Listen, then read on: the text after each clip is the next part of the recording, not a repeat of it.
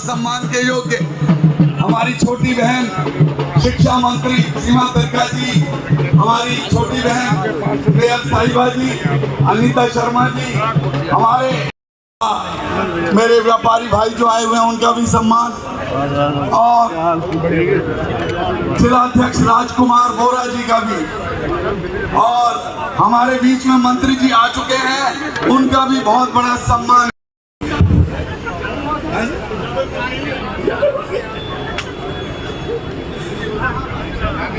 मंत्री जी आ गए हैं तो उनका पहले एक बार स्वागत हो जाए, उसके बाद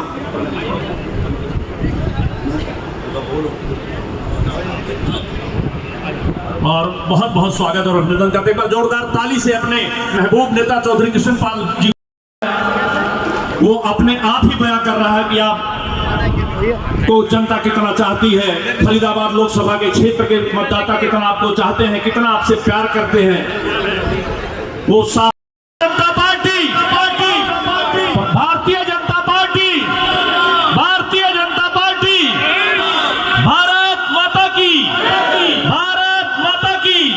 एक फर्जी नहीं पर सच्चाई से देश बढ़े, सच्चाई से देश बढ़े, सच्चाई से देश बढ़े। धीरे धीरे काम न हो जो होके फटाफट हो, काले धन से जंग छिड़े, गरीब का बेड़ा पार हो, यही वक्त था।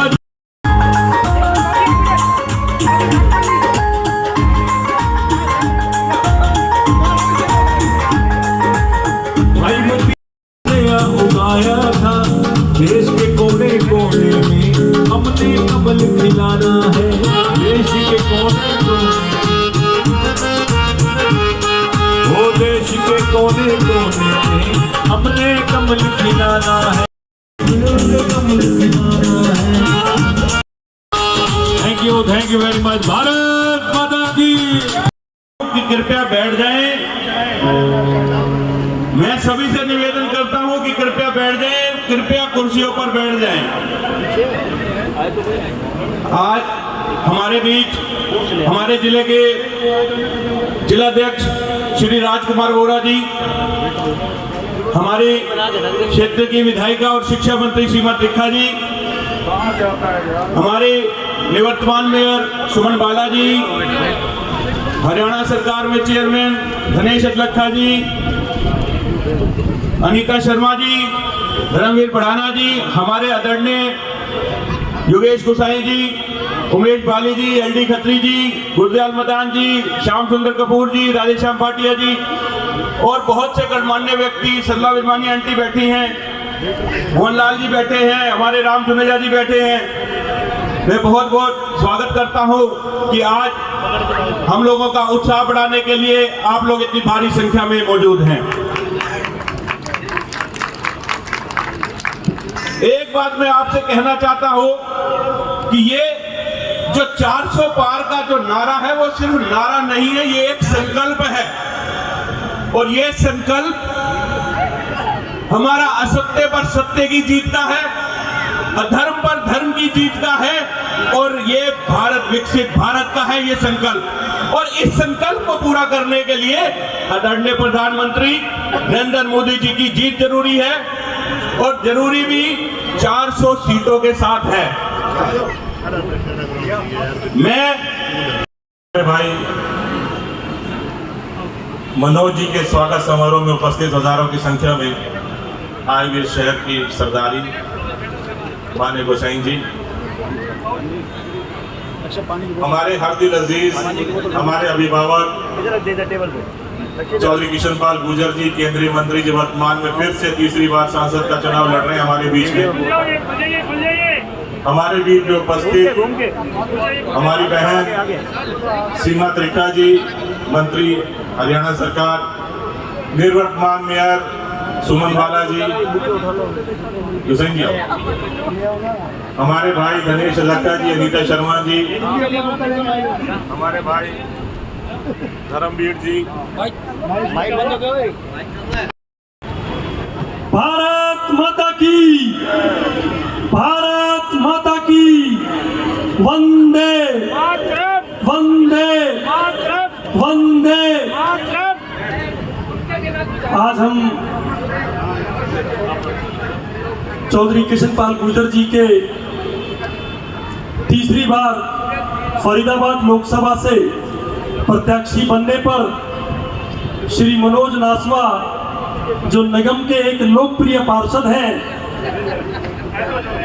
उनके बुलावे पर चौधरी कृष्णपाल गुर्जर जी को ये विश्वास दिलाने के लिए आए हैं कि ये बड़कल विधानसभा के लोग आपके साथ कंधे से कंधा मिला के खड़े हैं। चौधरी कृष्णपाल गुर्जर वो व्यक्ति हैं जिन्होंने फरीदाबाद को विकास की गति दी। आप ये देखिए, थोड़ा सा समय पहले चले जाइए तो पासपोर्ट के लिए लोगों को दिल्ली जाना पड़ता था। आज पासपोर्ट कहाँ बनता है? फरीदाबाद में ही बनता है। कोई भी काम किसी भी कीमत पर फरीदाबाद शहर के कमिश्नर के द्वारा किया जाए, पासपोर्ट फरीदाबाद में बने, लोगों को पेंशन उनके खातों में मिले, ये सारी चीज़ों को चौधरी कृष्णपाल गुर्जर जी ने फरीदाबाद के ही लिए किया। मंचन किया जाता है, इस मंच को ही मैं नमन करती हूँ क्योंकि ये बड़ा पवित्र मंच है और मैं ये बात जानती हूँ और जो यहाँ हमेशा आते हैं उनको भी मालूम है कि यहाँ जिस दिन राम जन्म होता है उस दिन जो हवन पे बैठ जाए उसकी कोई बात अधूरी नहीं रहती है। तो ये बड़ी पवित्र जगह है जहाँ पर मनोज नासवा जी ने आदरणीय बड़े भाई कृष्णपाल जी के लिए आप सबको एकत्रित किया। आप सभी को अब राम राम करती हूँ आदर के साथ। मोदी जी की राम राम देती हूँ और कृष्णपाल जी की और अपनी और मंच पे उपस्थित सभी की तरफ से आप सबको प्यार से राम राम।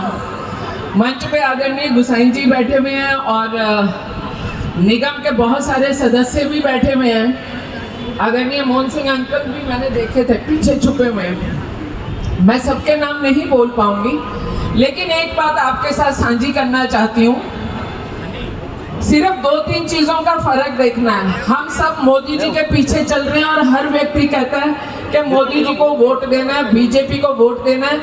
देश और दुनिया की तस्वीर बदलने वाले, देश के नेतृत्व को दोबारा से और ज्यादा मजबूती से आगे लेकर के आना है। लेकिन 2 मिनट सिर्फ मैं इस विषय पे जरूर लूंगी। आपको मंच पे जितने राजनीतिक लोग दिखाई दे रहे हैं ना, जो चुनाव लड़े हैं, मैं किसी की जाति धर्म नहीं पूछना चाहती हूँ, लेकिन ये जितने बैठे हुए हैं ना, ये सब कृष्णपाल जी की देन है इस शहर को।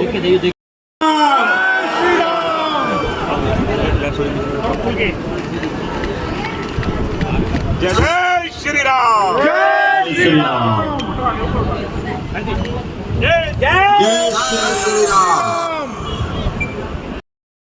बोलिए भारत माता की, भारत माता की। नरेंद्र मोदी जिंदाबाद, नरेंद्र मोदी जिंदाबाद।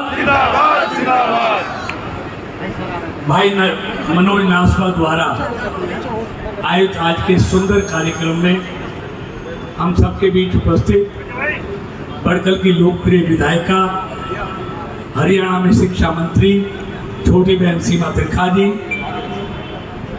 हमारे हरियाणा में चेयरमैन भाई धनेश लक्का जी, पार्टी के जिला अध्यक्ष भाई राजकुमार बोरा जी, हमारी निर्तमान महापौर बिटिया सुमन बालाजी, मंडल के अध्यक्ष भाई अमित आहूजा जी, सतीश फागना जी, अनीता शर्मा जी, धर्मवीर भड़ाना जी, मोहन सिंह भाटिया जी, गोसाई जी, रोहित भाटिया जी, श्याम सुंदर कपूर जी, बहन सरला बिरमानी जी, जयजात सचदेवा जी, परवीन बब्बू जी खत्री, शुभम भाटिया जी, विक्की फागना जी, सोनू खत्री जी, गुलशन खत्री जी, हमारे भाई आए हुए हैं, प्रेम खट्टर जी आए हुए हैं, हमारे व्यापार मंडल के अध्यक्ष एनडी खत्री जी, और आज के इस कार्यक्रम में आए हुए सभी भाइयों बहनों, पत्रकार और छायाकार मित्रों। मुझसे पूर्व वक्ताओं ने पूरी बातें आपको बताई और आपसे भी ना देश के, ना प्रदेश के, ना इस लोकसभा क्षेत्र के हालात से आप सब वाकिफ हैं। 2014 में जब आपने मोदी जी को देश का प्रधानमंत्री के लिए वोट डाला, उससे पहले मैं विस्तार से नहीं, देश की क्या हालत थी, दुनिया में भारत की प्रतिष्ठा को धूल में कैसे मिलाया गया, सालों साल निर्णय नहीं हो पाते थे, सारे देश के प्रोजेक्ट रुक गए थे, नटराजन टैक्स बहुत मशहूर हो गया था, एनवायरमेंट फॉरेस्ट की फाइलें सालों तक बगैर पैसे दिए निकलती नहीं थी, भारत के बड़े बड़े मंत्री घोटालों में जेल जा रहे थे।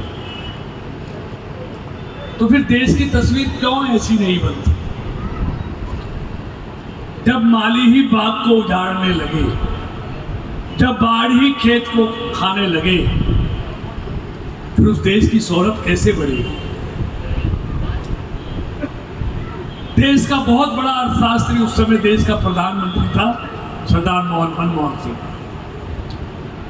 उस समय पूरी दुनिया में भारत की आर्थिक ताकत 11वें नंबर की थी, लेकिन जब छोड़ के गए तब भी भारत की आर्थिक ताकत 11वें नंबर पर थी। लेकिन जिसको इन्होंने चाय वाला कहकर मजाक उड़ाया, उस चाय वाले ने 10 साल में दुनिया में भारत की आर्थिक ताकत को 11वें से बढ़ाकर 5वें नंबर पर पहुंचा दिया और तीसरे टर्म में तीसरे नंबर पर लाने की गारंटी है। और मोदी जी कह रहे हैं ऐसे नहीं है, दुनिया के जितने भी अर्थशास्त्री हैं उन सब के आर्टिकल पढ़ लो, जो दुनिया में दुनिया के देशों की अर्थव्यवस्था का आकलन करती है। IMF है, ADB है, ग्लोबल इन्वेस्टमेंट है, कि किस देश की आने वाले समय में क्या आर्थिक स्थिति होने वाली है। सबका ये कहना है अगर भारत की आर्थिक रफ्तार यही रही तो 2028 में भारत जर्मनी और जापान को पीछे छोड़ते हुए दुनिया की 3 सबसे ताकतवर अर्थव्यवस्थाओं में भारत शामिल हो जाएगा।